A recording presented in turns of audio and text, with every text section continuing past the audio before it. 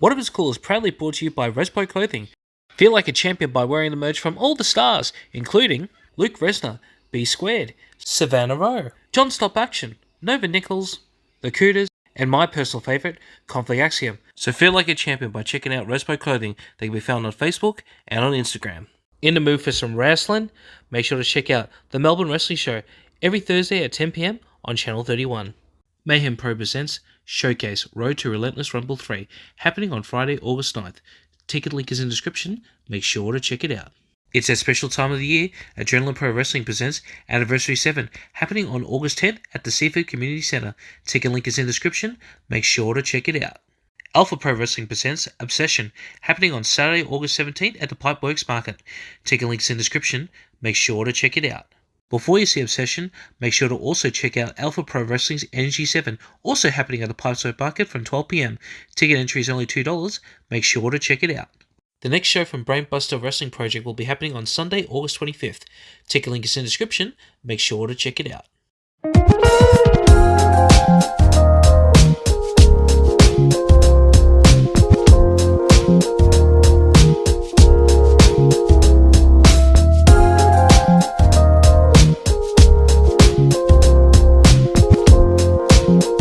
Hello and welcome to another episode of What If It's Cool, the show where we talk about anything and everything that is cool in the world today. I have yet to be cast in a fan film, but I'm willing to be in one. Wink wink, Daniel Barcelli. And this episode, have a sit-down interview with the directors of fan film Gotham Noir, Danielo and Sarah. We talk about the process of making Gotham Noir, a little bit of banter about the history of Batman and their previous project, because there's an interesting story there. So sit back, relax, and enjoy the show. Well, guys, thank you for being part of What If It's Cool. I know you guys are busy trying to, running your fundraiser to get this project up and going. But first, I just want to ask, how did this project all start? So Gotham Noir pretty much started when we were finishing off our last feature film, Uncharted, The Oxus Redemption. We're from Sydney. We were in Melbourne presenting the first 15 minutes at PAX. And we were talking with the rest of the cast and crew about what was next.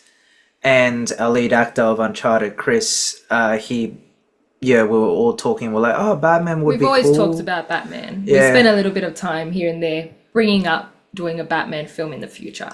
And then pretty much on the just before the flight there, all of that, we kind of came up with the initial inception. Originally, we were going for Gotham by Gaslight. But then with what we wanted to introduce in the story, it made more sense to push it a few decades later into the 1900s. So it doesn't end up being Gaslight. It's more, there's power and obviously. Yeah, we wanted to have a little bit more technology to play with, but not so much that it's like modern day Batman. Yeah. So that's where it lives in this world of like the Batman the Animated Series kind of deal, where it's like there's a bit of tech that like, oh, it's 1910s, but then someone has something from the 1930s, and that's why it's like Elseworlds kind of thing. Bugger up what I was thinking. I was just thinking, I was saying to the boys, the only reason why they're doing it in that area because they don't have to spend too much money on props and stuff like that. So, all right, Rich, I admit it, I got it wrong. So, yeah, $10 is your, yeah. No, but the boys, when we obviously did the reaction video a few weeks ago, we really enjoyed it, and we thought, oh, this is going to be interesting. And then, as you guys saw, we realized, oh, the funding is about to finish up. Crap.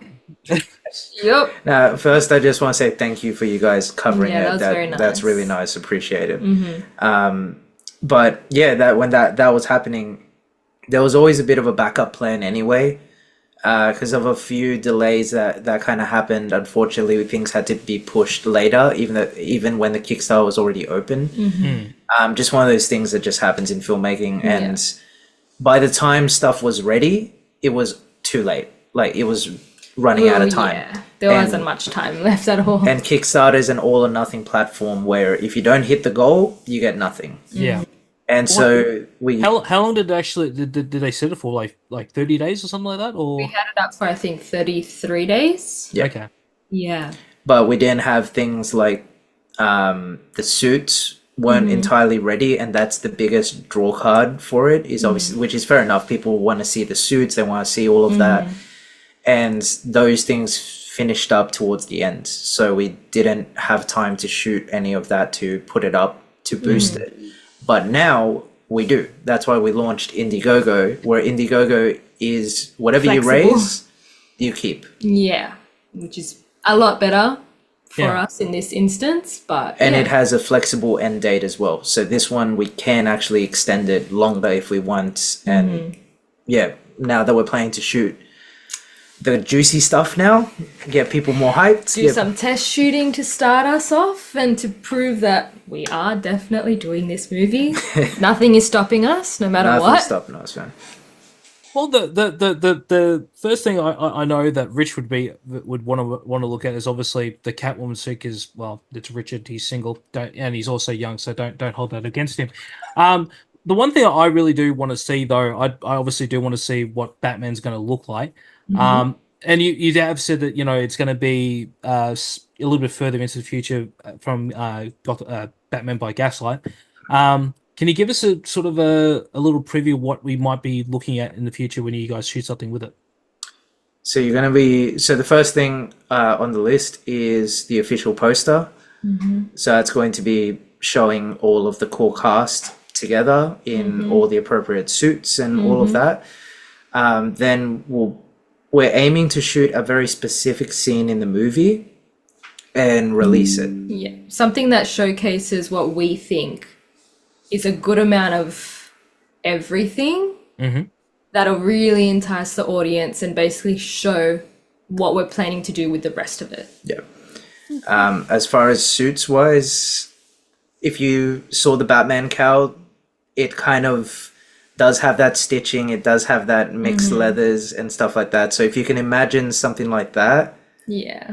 sprinkle in a bit of Ben Affleck Batman, and then a bit of World War One military kind of equipment. Ooh, okay. I'm already liking the sound of that. Speaking, because you brought up Batfleck, who is your favorite Batman? In live action, not in all media, because obviously we all know it's going to be Kevin Conroy. Exactly. Yeah. My favorite. See, that's difficult because Batman to me is two different things. There's Batman and Bruce then Wayne, Bruce. and I don't think there's been a live action that has gotten both correct. Yeah. Oh, 100%. I totally agree with that. And I've been arguing with the boys for the last 9 months that that's always been the case. But they're like, no. It's either Keaton or it's Ben Affleck. I went, kill me now, Nope. please. Yeah. For me, and that's the thing is, I'm always open to other people's opinions of it. But for me, Christian Bale is the closest. Not perfect, but to me, I think he is my Batman. He's who I grew up with, and I think he's the closest. Okay. Yeah. Definitely Bruce Wayne, 100%. Batman, parts of it. Parts, for sure. Like, there's some things in there that you can, like, Yeah. critique and whatnot, but I feel like all of them have that. It's like Pattinson. I think he looks really good as Batman, but the Bruce just is not who Bruce Wayne is, you know? Yeah. Bruce wouldn't be that mean to Alfred. Like, Like, dude, you're in your 30s and you're acting like spoiled 15-year-old kid. yeah, so it's, you know. But No, that's totally what get I think for me, you say Batman, Christian Bale will always come up first for me. But there's definitely parts I like of Ben Affleck's brutality. Batfleck's brutality and all that, the intimidation is fantastic. Robert Pattinson's presence, incredible. Keaton was the one that started it all. Yeah. Clooney's back credit card, that was crucial. That was very important. 10 out of 10. Yeah. Kilmer's jawline, very impressive. Everyone's got their like little things. I've always said that Clooney was always the perfect Bruce Wayne, but he just could never pull off Batman. I think it's because he just couldn't do another voice. So that's just my opinion. Because like you think of like spoiled rich pretty boy, you know, on the surface, like Clooney's the perfect poster boy for that. Yeah. But you know, like when it comes to Batman, like I agree with you with Bale, but because I grew up in 80s/90s, it's Keaton for me all the way. Because I don't know, like the original Batman 89. Yeah. Can't just chef's kiss. I still like. I love all the other movies, but that's still my go-to Batman movie. go to live action movie, because I'll get my head chopped off if I don't say Batman Under the Red Hood. But yeah, but like, so to talk me in, so you guys how long have you guys been fans of Batman? But also, how did you discover Batman? I've been a fan of Batman since I was a kid. My dad showed me Batman '89 Returns, Forever, and Batman Robin. And then I watched Batman the animated series on VCRs, Civic Video Easy, renting them. Started watching that, Mask of the Phantasm, and then it just obviously then Bale Batman hit, went through all that, and then just stayed with it. Ever since then, I've just always Batman probably equal first for my favorite superhero, along with Iron Man. They're my two favorite. And I think it's purely because Batman is just a guy, right? No superpowers or anything, and for him going into the line of fire is he will die. There is a strong chance he will die, and he does it anyway. That's what has always stuck with me, is that he'll make the sacrifice, and it's a human sacrifice. It's not like, no shade on Superman or anything, but like having superpowers that levels up your sacrifice. You're talking aliens and monsters and whatever. But Batman, it's, if I can defuse a dirty bomb, if I can sacrifice my body to help protect someone, he'll do it. And I think that's why he always stuck with me. I can't really top that kind of an answer. Well, how did you discover Batman? Ready. Pretty much through. I can't lie. I was definitely growing up. I was way more into Marvel. I can't lie. Like I started with Thor, the first Thor in like 2012, I think that was. Yeah. And from then on, I was just like obsessed with Marvel and all of them. And then once we got into a relationship, and he started showing me the Batman movies and talking to me about all of that. And I think the Arkham games really turned you. yeah, I liked watching him play the Arkham games. So I never played myself, but I would always watch him play. I'd always offer her, and she's like, no, you I play. like watching. I don't know. It's just, I think it's a younger child thing. Like being the youngest is just, I think that's what got that into my head. Yeah. But otherwise, no, it's just like from what he's shown me, and like getting into all the movies, into the comics and stuff like that. Very small into the comics, not a lot. I think but as well, we went through a phase where I love the Gotham TV show. Yeah, I watched a few of those episodes with him. And so that helped you understand a bit more of the lore. And I watched the two-parter of The Long Halloween, and that was really good. Like I loved that. Good. Heaps. One of my favorites. Yeah. Oh, easily one of the best Batman stories out there, and I was very skeptical because the last couple of animated Batman movies they've done were, let's be honest, they were. And to, don't even get me started on Hush. That was the biggest nut. Ironically, we will be talking about that in a future episode, because we just recently filmed an episode where we compared the Killing Joke from the book to the movie, and there was a lot to be said out there. Not gonna, because it hasn't been released at the time, but this has been recorded. But yeah, there was a lot said there. And Hush, I gotta be honest, it's no secret, I hated that bloody movie, and even mere mention of it, just like I want to just. Yeah. Oh, You did Hush, and you made it Riddler. Who was in that board meeting and was like, I approve. We're doing that. Who goes into an office and says, okay, I've got this great story that's been written, the fans love it, and I want to shit all over it right now. Yeah, all right, that's it. He's going to make us money. Go do that. Yeah, here's $1 million. Go make the movie. Go. Bye. Ask Disney. They've been doing it for years. Oh yeah. I could. Oh, we can go all day with what Disney's been doing. I know. Actually, because you have mentioned Marvel as well, why Thor?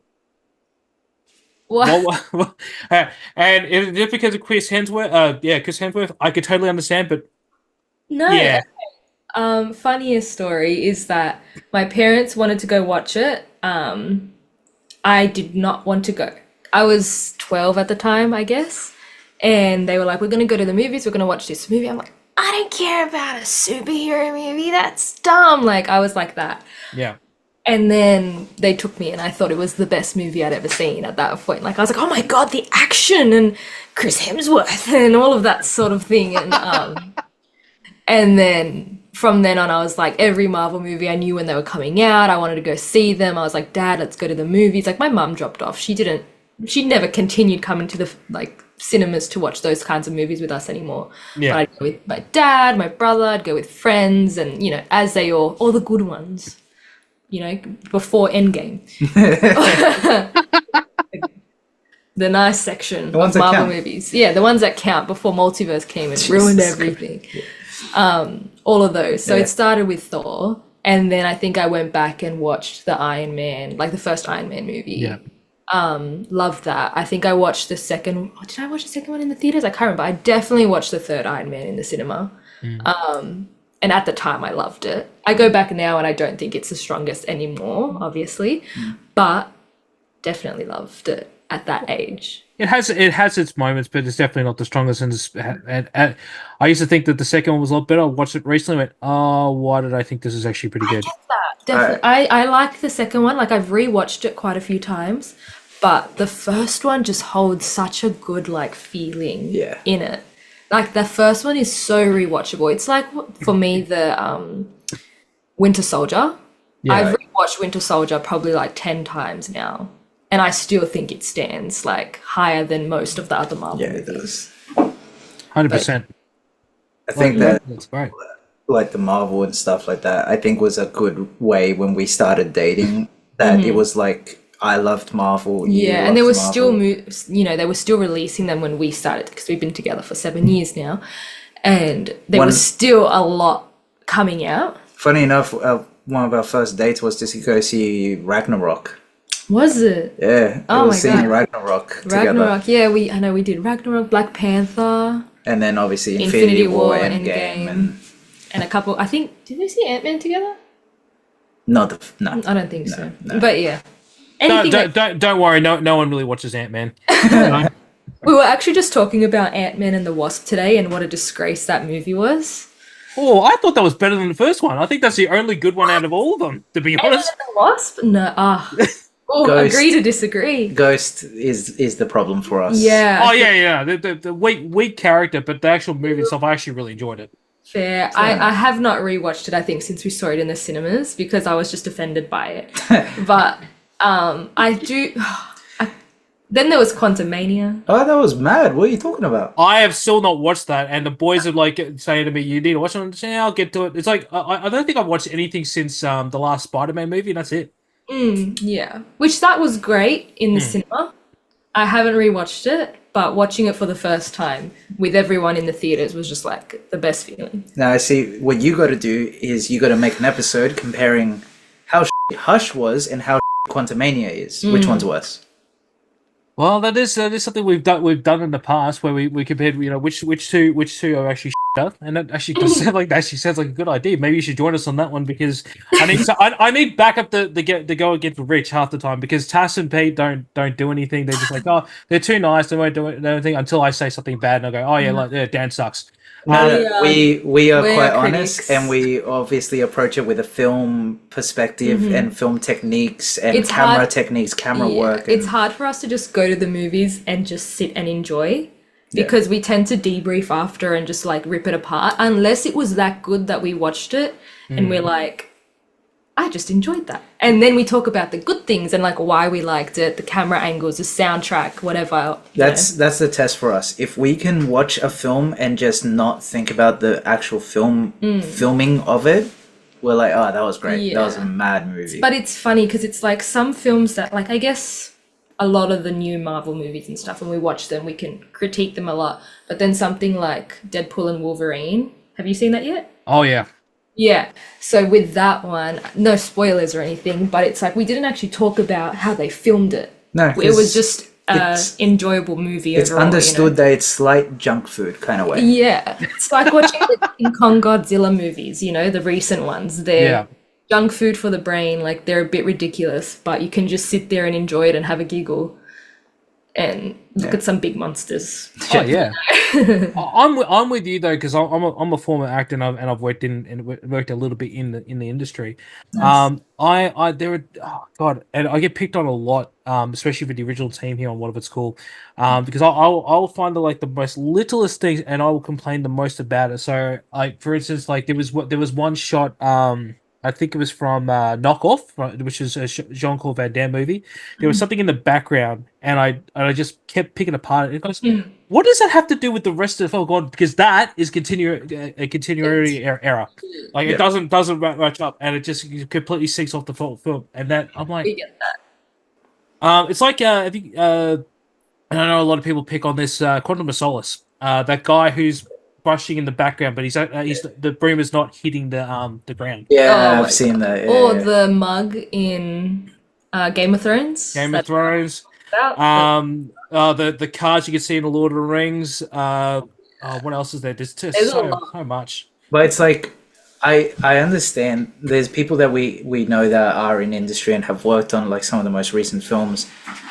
Everyone, like, it's not to dismiss anyone's hard work and effort that goes into it, Never. but also you have about 200 people on set, and you're telling me no one caught Hundreds that. of millions of dollars. You and have the it's best still missed. visual effects artists on the planet. No one caught that continuity error. No one could add a little something there. And then to it's fix hard it. because it'll get, maybe it will, maybe it won't get picked out. But then when you go to do like a fan film, which has a much smaller budget, typically a much smaller crew, but people will see the bad thing and they will point it out to you. And we will say, thank you so much for your opinion, and move on with our day. But it's just one of those things that happens. Big movies tend to get away with things like that, but Yeah, it's the norm. yeah, so no. Hey, it's just human error at the end of the day. We can't say we're all perfect or anything like that. So We all yeah. Yeah, we got to get back to the film because we go on topic. It's like a regular episode of What If It's Cool with the boys. Now We are the boys. They've been replaced. well, this is a revolving cast of characters on their show besides me, because I can't be replaced because I do everything on the show. Like with the writing period, how long did it actually take you to firstly get to the first draft? Because and how many drafts did you actually get before you got to the final bit, or is it still being written out? It's technically still being written, but well, we are version 3. very, very close to it being The finished. third draft is Yeah, being so written right 3 now. drafts. Well, I'd say 3.5 because there was one like in the middle there and this is pretty much the last version, we think. I mean, things tend to change once we're on set and filming. Like we let there be room for ad libs and stuff like that and whatnot. But the first draft probably took us Couple months, 2 months maybe. Yeah, but in terms of sitting and writing it, I feel like it wasn't that long. It was more so we basically got this really big sheet of paper. Like, I'd say it was like this big. If it didn't have spoilers on it, I'd show it off. But we'll show it off later. Like, once the film's out, that can be something that we show. And just mapped out everything that we needed. And we got those little, These speech cards that we used index in cards. Yeah, those, and wrote out scenes and wrote out what we wanted, and then mixed and matched what we needed to go where and where things would flow the best. Yeah. And then from there we started writing it out into a script, and I don't think it took long after that to get it going. Pretty much the writing smashed out 2-3 weeks. From there, it was rough, but that was the point, is just to get it onto paper, get it done, so everyone can have a go. And what we do is we had a table read, and that was basically like, this is rough as shit. Let's all go through it. Everyone say your lines. Let's fix it now. Because the other thing that we do a lot is we want the script to be malleable to each actor and what the actor is going to bring. Yeah. And we tell them that this character, because we've had some of our actors be like, oh, I don't want to change anything because you guys wrote it. And I go, no, the character's yours. That's, you have dominion over it. You know the character better than we do. What do you think the character would say here? We'll give you direction in terms like we've of, given them the scaffolding to go off of, but then it's open to their interpretation, and we give them the chance to sort of ebb and flow through the dialogue and see where they want to take it. we just direct them in like, okay, but still keep it in this tone. Like, you're supposed to be angry at him about this, but how you get there, let's see what you have. And it gives us a chance to see who we want to utilize a little bit more and what character might need more dialogue and stuff like that too. So after the first table read, there was a fair few sore spots that our cast pointed out, fixed it up, V2. Everyone read it. Then we came up with 2 additional scenes, wrote that in. But yeah, overall, the writing 2-3 weeks, but conceptually about a couple months. Okay. Well, at least we get a rough idea, because a lot of people who listen to the show may not even know, how hard it is to do that. So thank you guys for letting me know that. When it comes to the designs of the characters, are you guys more involved, or you just go to somebody and say, "This is what I kind of want. Give me a sketch." Kind of. It's a bit of both. Like I guess we know what we don't want. So we went to, say, for example, with the Catwoman design, we went to our lovely friends at Amici Studios and Spirit Illustrated, one of the girls in that team. We got them to sort of start talking about, not talking about it, but we met up with them. We said, this is what we don't want to see. Like, we don't want to see the typical Catwoman suits that have already been made. We want you to try and come up with something different. Yeah. Go for it. Like, it was, they're pretty simple. Big Batman fans as well, and so they were like really excited for it, and so they started drawing some sketches, and then we just sort of directed the sort of direction. All right, here's 3 versions. Which ones do you like? And we're like, take the belt from that, take the boots from that, take the mask from that, put it together, draw it up again. Okay, alter it a little bit, done. And then we send the sketch over to our lovely costume designer Sunny down in Melbourne, and she created the whole Catwoman suit by herself. Tip to toe. Yeah.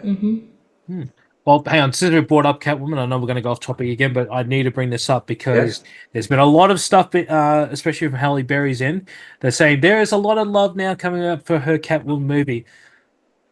I want to know who the actually likes that movie. Do you guys actually enjoy her Catwoman movie? Because I'll be quite honest, there's nothing redeeming about that movie at all. He showed it to me. I think maybe last year was the first time I properly watched it. Yep. Ridiculous. Extremely. But it gives me the nostalgia of like a Bratz movie, like a Bratz doll movie.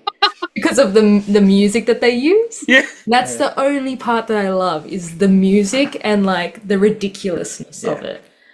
As a Catwoman movie, it should have been done so much better. Like, I don't like the suit. I don't like the mask. It's not my favorite. The intense CG Halle Berry doing everything. Oh my god. The jumps down the like alleyways and everything when she first becomes the cat and all of that sort of thing. It's funny, but it's not good. No. It's not. No. Well, when the CGI is just as good as the video game, something's wrong. I don't know what they were PS2 thinking. trailer, movie trailer. Yeah. Which one is it? So funny. What was that, 2004 or something? Yeah, 2004. Something like that. I didn't watch it until 2006, but because I just wanted to wait for the heat to die down, and unfortunately it never died down. But once I got to watch it, I was just like, yeah, it's not. No. Unfortunately. She certainly earned her Razzie Award for that one. But I will give her that, is that she went up and accepted the award. Yeah, no, good on her. That's a G. That's good on you. You recognized what it was, and you said, this was a piece of shit. I'm here. I'll take the bullet. It was shit. No, well, she clearly had fun doing it, and then when she realized it was crap, she's like, all right, I'll take the blame. I'll do this. Like, okay, but now she's saying, oh, there's a lot of love for her. I'm going, I don't know anybody who likes I it. haven't seen much. No, I've never seen a positive review about it. Even like when we talk with people in our crew about, when we first started everything and we were all doing the discussions of who's your favorite this, who do you draw inspo from, none of us brought up that version of Catwoman. Only not to say nice things, like. Oh, I've got nothing nice to say about that film except that the fact that it's got Barney from How I Met Your Mother's Mum in it. The woman that plays Lois Griffin, and that's about it. That's it. I mean, I can say Benjamin Brandt, but no. Yeah, the love interest. What's his name? Benjamin Brandt. Yeah. Yeah. He from Miss Congeniality. Yeah, of course. Of course. I mean, I like the actors in it. The story and the direction and everything else was horrible. Yeah. Well, fun fact: Dangerous Pete Morgan, he's a member of our staff here, he said that they've taken a concept from the original 1989 Batman movie and made it into a film. Subplot line, with the whole makeup thing. I'm just like, I never thought about it, but yeah, Pete, you're right. And it was not even a good plot point to do. I mean, if they somehow worked the Joker into it, I think maybe they could have worked. No, I think the director there was at fault. The director definitely was. No, I think I forget what his name was. Can't remember. He had one of those like short abbreviated names. Can't remember, but I think even if they tried to work the Joker into that movie, nah. I think it was intended for the Cowboy movie was intended for Michelle Pfeiffer. Yeah. They just waited way too long. Yeah. Waited too long. They changed the character's name and everything about it. It just wasn't that was also the most random thing. Why the hell did you change your name? Like it's such an unnecessary thing. Yeah. What? Patience Phillips. Yeah, it's weird.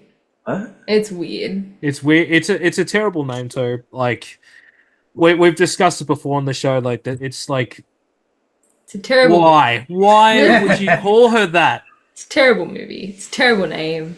It's terrible CGI. No, but the worst thing is now we have a generation of kids that are growing up thinking that's Catwoman's real name. It's like because Pete also brought this up that we now have a generation of kids growing up who are going to think that Arthur Fleck is the real name of the Joker. This is the problem when you have movies that f with the system, and It's like for me, I kept saying that Jack Napier was Joker's real name because obviously Batman Jack Napier's his name. And then as we later found out in the comics, no, it's not. That's just from the movie. I went, okay. If it's set in the animated series, it's canon to me. Yeah, they're the be all and end all for me. So they do say Jack Napier is Hamill's Joker, so I'm like, I'll run with it. Yeah, well, I mean, how can you top that series? I know they're going to be doing a new one on Amazon very soon. I think it's next month it comes out.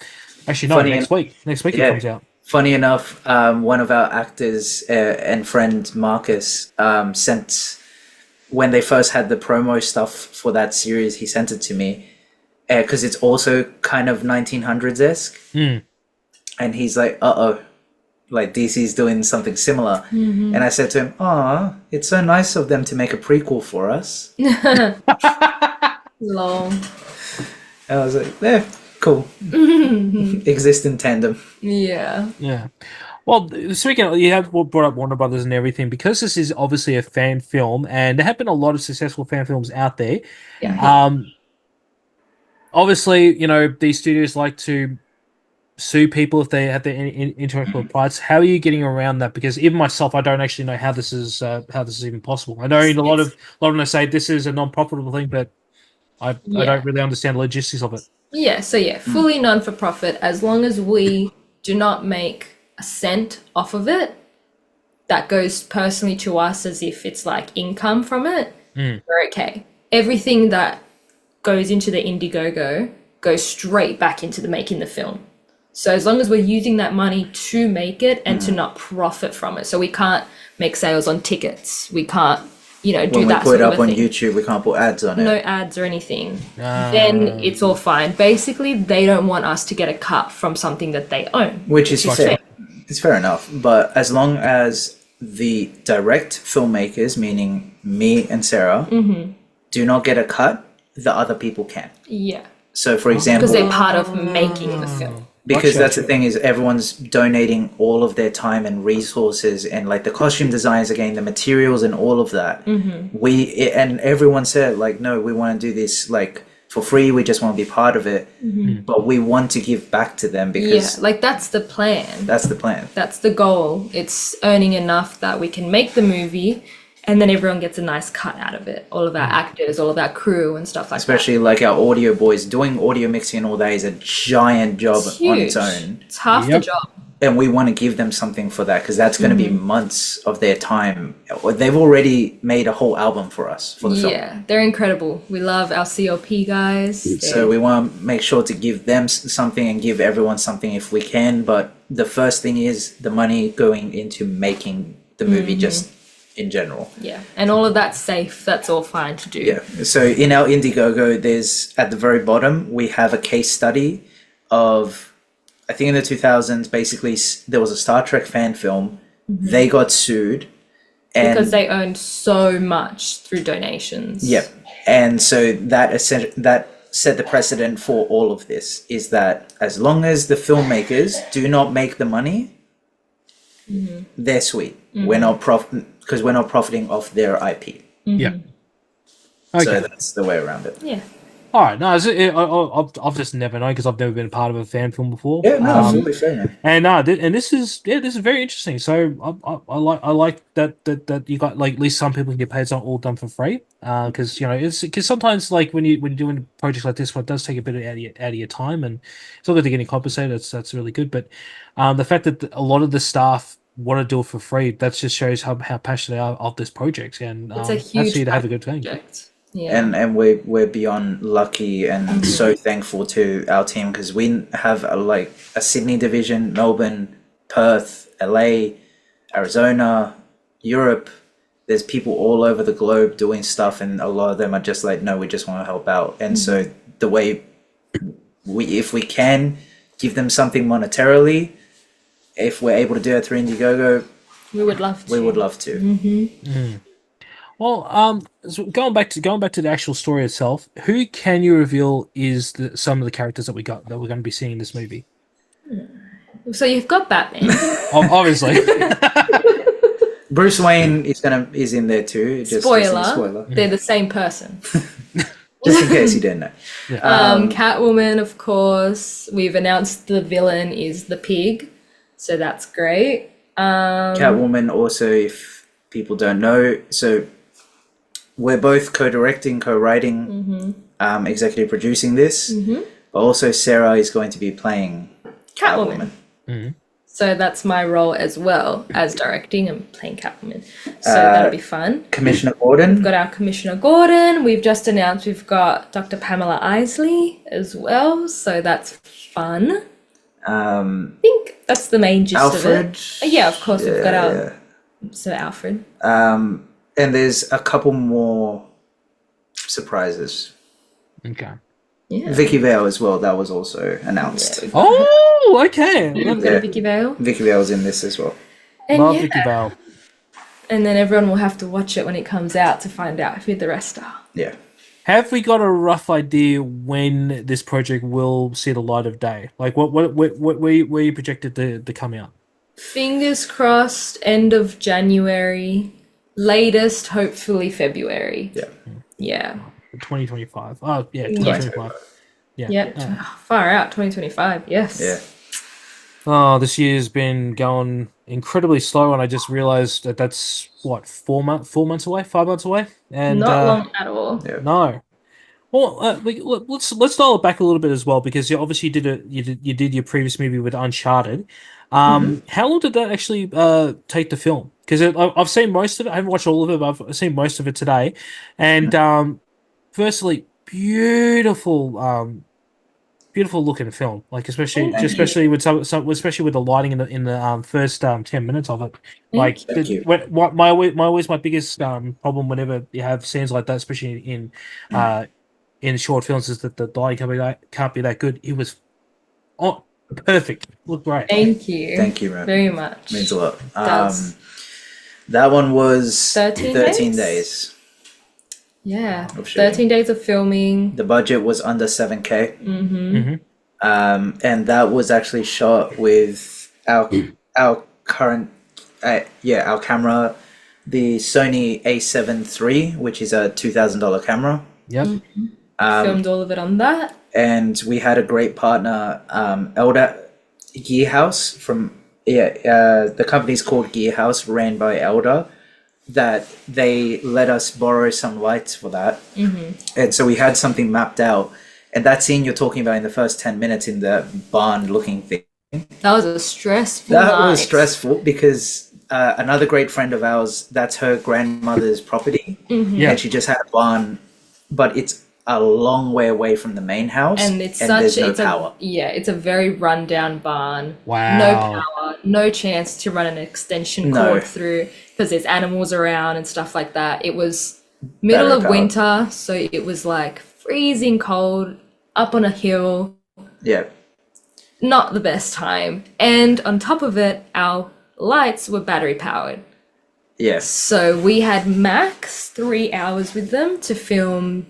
Can't remember how long the scene ends up being, but like 5 minutes or something like that. Something like that, Yeah. Max 3 hours, but pretty much we were lucky enough to put the power all the way down, and because it was so dark in there already, we actually were able to do the scene with the lights on low settings, so the batteries lasted us longer. But if those ran out, that was it. We wouldn't be able to keep filming. That's what we stressed to our crew. Like, yo, it's not us rushing you. It's this these battery lights. dies, that's it. We can't. It was one of those types of things. Yeah. And then even if those lights all ran out, because it was so pitch black, we wouldn't have had any light to unpack. To leave. To get our stuff. That's how dark it was. Yes. Yeah, pitch black. Jesus Christ. The barn had no light source. Zero. light. It had nothing. There was nothing around it. It's just... And being like 7 degrees or something up there, like max 10 degrees. So it was cold. And oh my god! And some of those guys were in shirts as well. How the hell they do that scene with 7-degree heat? Oh, I think the body heat of everyone in it after a while, and we closed. No, it was freezing. It was freezing. I think it was just me with the nerves holding stressed. the camera. Yeah, he was stressed because of the camera holding and everything. But the rest of us were cold. Like it was see your breath cold sort of thing, you know. And we were running out of time, and one of the writers that's on Gotham Noir, he helped. He's my best friend, and he was helping us out with Uncharted, just like moving stuff Where around or whatever. Help, yeah, holding a boom pole, stuff like that. And so we were running out of time, and we needed someone to be on script just to give out the lines, what's next, all of that. And a script supervisor, and I was like, Matt, get over here. Here's the script. You need to run them through every line. Yep. Because it was taking too long. Like we felt it, even though like. We were going in according to schedule how we would on a normal day, but this wasn't a normal day. So we had him supervising and telling everyone the next line and how we were going to shoot it, like what the next setup was, sort of thing. So once he jumped on, we sped through it, and we were able to finish and still have enough light to pack up and get out of there. Wow. It was intense. It was intense. I don't know if I'm going to be able to look at that scene anymore now, knowing this backstory behind it. Firstly, being cold, and then all of a sudden you had only a limited time frame to actually get it done. And when we first started, the cows were outside in their little paddock. Oh no! So you could just hear Thank God. so many moves. They left. Yeah, they went to sleep when it got dark, sleep. and they chilled out. But when we when we were setting up, they were so loud. We thought, oh crap, how are we going to film this? Yeah. I was gonna say, have you ever been on a farm before? They're loud as all hell. Yeah. They are. It was crazy. But yeah, so that was a fun scene to shoot. The rest of them were less stressful throughout Uncharted. Like a lot. Most of them were fine. More yeah. planned.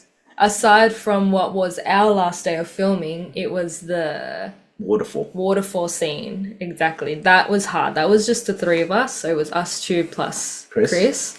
And we had to do a little hike to get up because it was in the Blue Mountains. Oh. So we had to do a hike to get to where we needed to be, and we were carrying all of our equipment. Like we each had our hands full of something. It was hot as well. Chris slipped on his ass. I slipped on my ass. I dropped the camera. Oh, Heat exhaustion. Yeah. Heat exhaustion. Tired, hungry. On Saw the way. a red belly black snake on the way back. I was gonna say, because I've been to the Blue Mountains. How many snakes did you see? How many bull ants bit you? And how many spiders did you see? Spiders. We saw a couple, but the red belly black snake. Yeah. On the way back up, we're all tired holding it, and Chris goes, let's hurry up. Why? Red belly black snake, literally right there. I was already ahead of them at that point, and I was like, I'm not even going to turn to look. I am just going to keep going. Yeah. The good thing is if you see it and it doesn't even notice you, just keep walking. Don't make any contact with it. Nope. You know? Keep going. And at least with the red bellies, they tend to be more scaredy cats anyway, so they will typically scurry away. Yeah. It's the brown snakes that will attack. Yeah. If they feel threatened. Red bellies are shy, which is good for us. Yeah. So we got out of there unscathed. Yeah, it was hot. It was still, I think it was September when we shot that. Yeah. But it was hot that day. Like, Yeah, it was. It would have been, if it's September in Blue Mountains, it would have been what, 20, 24, 25? Maybe? something like that. But I think it was just the carrying everything. The sun was out, and obviously, like, Australian sun is cooked. Yeah. It will cook you when it's out. Even in winter, you go and stand outside in the sun and you cook straight away. Oh, yeah. It was definitely one of those, like, you get there and you're like, oh, it's cold, my hands hurt trying to set up gear and everything, and then you finish it and you've, like, been sweating. Yeah. And it was one of those Avenger moments where we're sitting eating afterwards. Yeah, we all got burgers after. No one's talking, us three just sitting, because it was also the last day of shooting, and we're just like, Yay. yay.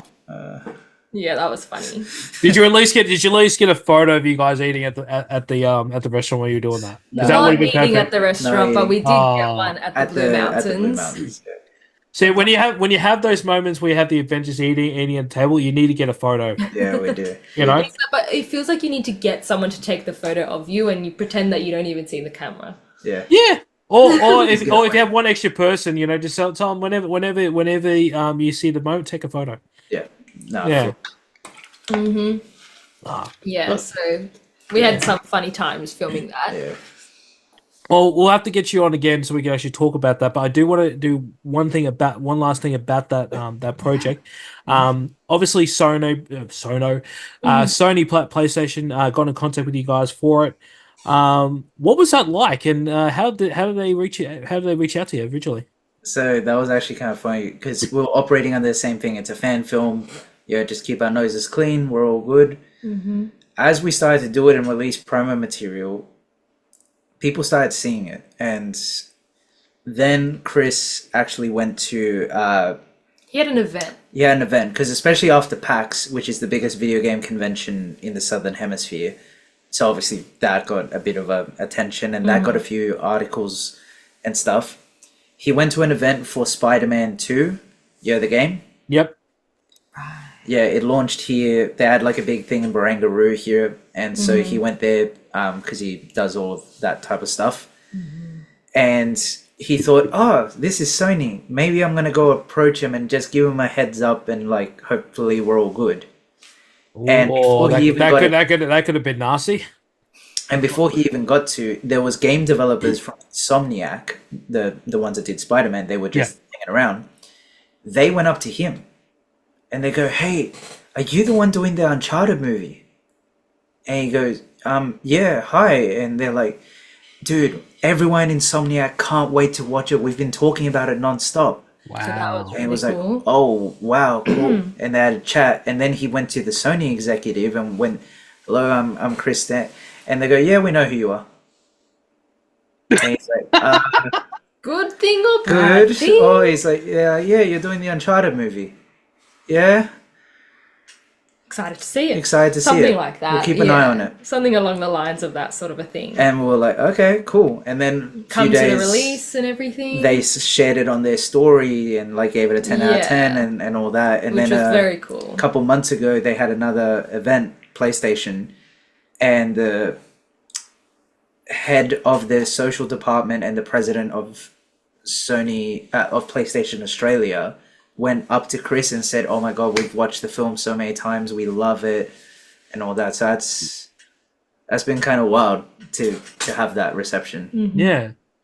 Wow. I just like going up to an executive, especially on a property that you're making a fanful of, and possibly they could shut it down. That takes a lot of balls to do. So Again, as long we were proving that we weren't profiting off of it and all of that sort of thing, and they tend to be quite supportive of fan films, because in the end that drives more attention their way. So it bodes well for everyone. Yeah. It's like we're not in competition with it. We don't want to. We know our place. We know what we're doing. Yeah, we know what we're doing. We just want to make something cool for the fans. That's it. Well, that's great, and I seriously cannot wait for the final product to come out. Guys, if you are looking to want to back this project, the link is in the description for them. I think as of right now, I think they're on $9,000 on Indiegogo, Roughly, something yeah. like roughly about that. But yeah, I hope everything goes well with Gotham Noir, and Thank you. yeah, let us know because I know the boys definitely want to watch it. I definitely want to watch it because that trailer looked absolutely fucking amazing, and Thanks. Thank you. There'll be more yeah. to come soon. Yes. All right, well, guys, thank you for being part of What If It's Cool. And that's the end of that episode. Want to be featured on What If It's Cool or know someone with an amazing story that needs to be told? Reach out to me. I can be reached on whatifitscoolbusiness@gmail.com.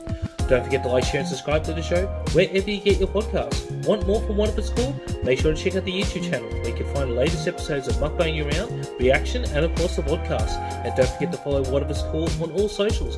It can be found at What If It's Cool. Keep that support coming. And until next time, I'll catch you on the next one. Peace.